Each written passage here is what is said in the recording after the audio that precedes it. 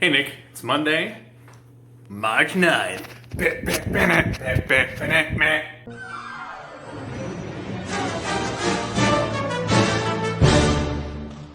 We're getting tired in Ann Arbor.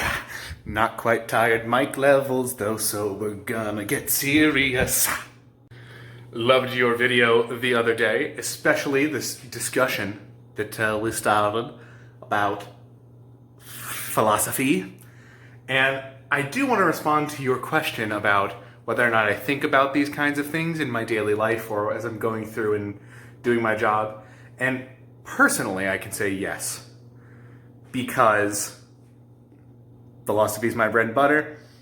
And thinking about space, you think about some of the natural limits of humanity, technology, and that kind of inhabits a philosophical zone, even in a practical sense. Like when you're thinking about whether or not a technology is ready to go on a spacecraft, you have to stop and think like, well, what is humanity's capacity to do this thing? In some cases, there are instances where you have to stop a project and think, well, no, we have a species haven't reached that far. And it's quasi-philosophical. Like this was the case with the Parker Solar Probe.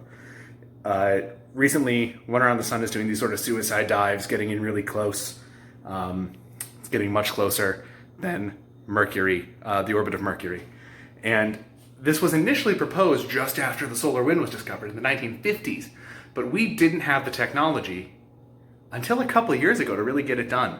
So there are those practical things, but also there's just the fact that physics and philosophy share a common lineage, because philosophy is the sort of proto-progenitor to a lot of sciences and the scientific method. You mentioned Newton, Bacon, who were kind of coming from the era of philosophy into proper science.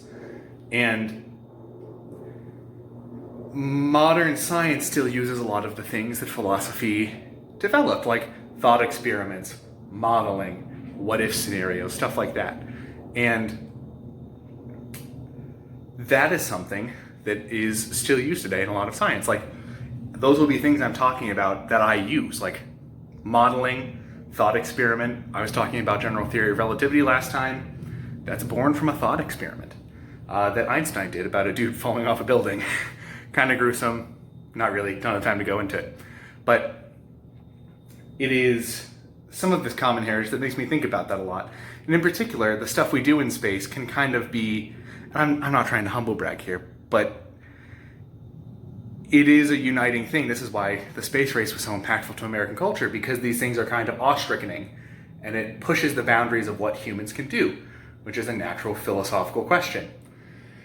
And in areas of science and boundary pushing like this, a good example is the nuclear bomb again, scientists who develop these things through scientific methods had to stop themselves and question the things they created. There's the famous Robert Oppenheimer quote, "I've become death, the destroyer of worlds," after he witnessed the first atomic bomb. People wrestle with this kind of stuff all the time, and practically speaking, it's a thing, personally, I think about most days while I'm engineering things. But I am running up against my time, so we'll continue this conversation more later. If you have any more questions, please ask. I will see you tomorrow.